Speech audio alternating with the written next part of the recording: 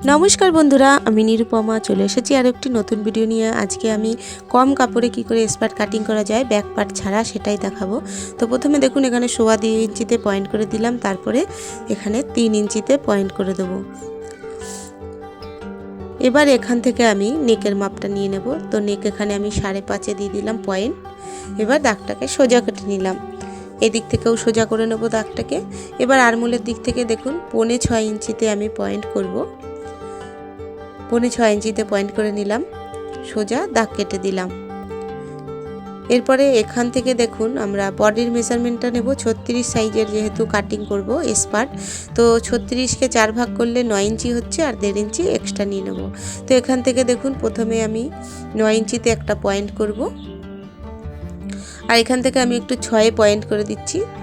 6 ইঞ্চিতে পয়েন্ট করলেই ভালো হবে, যেহেতু একটু এটা স্পার্ট কাটিং করছি, একটু ডিপ হবে। তো 9 ইঞ্চিতে পয়েন্ট করলাম আর 1.5 ইঞ্চি এক্সট্রা দিয়ে দিলাম। এবার সোজা দাগ কেটে দিলাম, এখানে একটু নামিয়ে দিলাম। এবার এই দাগটাকে আমি সোজা টেনে দেব, এইভাবে টেনে নেবেন, তাহলে আপনাদের বুঝতে সুবিধা হবে। এই জন্য আমি সোজা টেনে দিলাম যে কোথ থেকে আমি মাপটা নিচ্ছি। এবার এখান থেকে আরমোলের শেপটা দেব। বন্ধুরা দেখুন অনেক সময় কম কাপড় থাকে যে ব্যাক পার্টটাকে আমরা ঠিকভাবে বসিয়ে ড্র করতে পারি না, তখন কিন্তু স্পার্ট কাটিং করতে ভীষণ অসুবিধা হয়, শর্ট কাপড়ে করতে পারবেন না। সেই জন্যই আমার এই স্পার্টটা এইভাবে আলাদা করে কাটিং আপনাদের সঙ্গে শেয়ার করলাম, যে অনেক সময় কম কাপড় থাকে ব্যাক পার্টটা বসিয়ে মার্ক করতে পারেন না অনেকে, তখন কাটিং করতে অসুবিধা হয়। তো সেই জন্যে আপনারা এইভাবে কাটিং করতে পারেন, কম কাপড় থাকলে এইভাবে মেজারমেন্টটা আপনারা নিয়ে করতে পারেন। এবার এখান থেকে দেখুন 2.25 ইঞ্চিতে পয়েন্ট করলাম, মানে 2 ইঞ্চি 3 সুতোতে একটা পয়েন্ট করে দিলাম। এদিক থেকে একটু রাউন্ড করে দিলাম, গলার দিকটায় রাউন্ড করে দিলাম। এবার এখান থেকে মিলাবো, তার আগে আমাদের একটা মেইন পয়েন্ট জানতে হবে।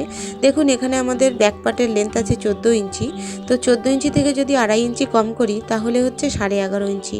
তো হাফ ইঞ্চি আমাদের সেলাই মার্জিনের জন্য 12 ইঞ্চি নিতে হবে, স্পার্টের লেন্থটা 12 ইঞ্চি নিতে হবে। আবার আমি বুঝিয়ে দিচ্ছি, দেখুন এই দিক থেকে যদি আমরা 2.5 ইঞ্চি বাদ দিই, যেহেতু ভি পার্টটা 2.5 ইঞ্চি বা 3 ইঞ্চি থাকে অনেক সময়, যে যেরকম বড় চান, তো 11.5 হচ্ছে, সেখানে আমরা হাফ ইঞ্চি সেলাই মার্জিনের জন্য নিয়ে নিলাম।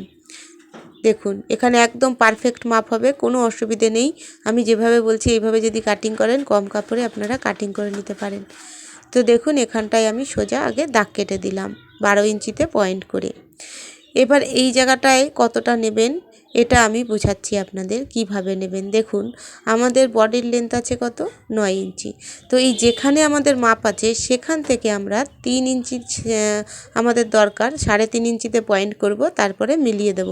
এই কারণে হাফ ইঞ্চি বেশি নিলাম, যেহেতু এখানে সেলাই মার্জিনের জন্য কাপড় দরকার। তো গলার দিক থেকে মনে হচ্ছে গলাটা একটু ছোট হয়ে যাবে, তো আর একটু নিচের দিক থেকে আমি রাউন্ড শেপটা দিয়ে দিচ্ছি আগে, তারপরে আমি এই 3টে পয়েন্ট মিলিয়ে দেব। এবার ঠিক 5.5 ওখান থেকেই মেলাবো, তাহলে গলাটার লেন্থটা ঠিক থাকবে।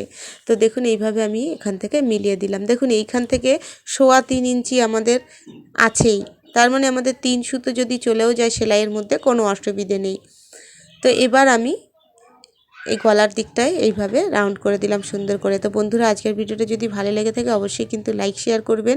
আপনাদের একটা লাইক আমাকে কিন্তু নেক্সট ভিডিও বানানোর জন্যে উৎসাহ বাড়ায়। তো সেই জন্যই বন্ধুরা আপনাদের কাছে রিকোয়েস্ট, প্লিজ একটা লাইক দেবেন যদি ভিডিওটি ইনফরমেটিভ থাকে। আর যারা নতুন বন্ধু আছেন, প্রথমবার দেখছেন, আমার নতুন বন্ধুদের রিকোয়েস্ট অবশ্যই চ্যানেলটি সাবস্ক্রাইব করে আমার পাশে থাকবেন। আর আমার ভিডিও সবার আগে দেখার জন্যে অবশ্যই বেল নোটিফিকেশনটি অন করে রাখবেন, তাহলে আমার নেক্সট ভিডিওগুলো সবার আগে দেখতে পারবেন। তো দেখুন আমি কাটিং করে নিচ্ছি, এইভাবে আপনারাও করে নিতে পারেন ইজিলি। আমি চাই সবসময় আমার বিগিনার্স বন্ধুরা যারা নতুন কাজ শিখছেন তারা সবসময় আমার মতনই কাজ করুন, সেটাই আমার সবথেকে বড় উদ্দেশ্য। যাই হোক বন্ধুরা আজকের মতন এই অবধি বিদায় নিচ্ছি। থ্যাংক ইউ সো মাচ পুরো ভিডিওটা দেখার জন্যে।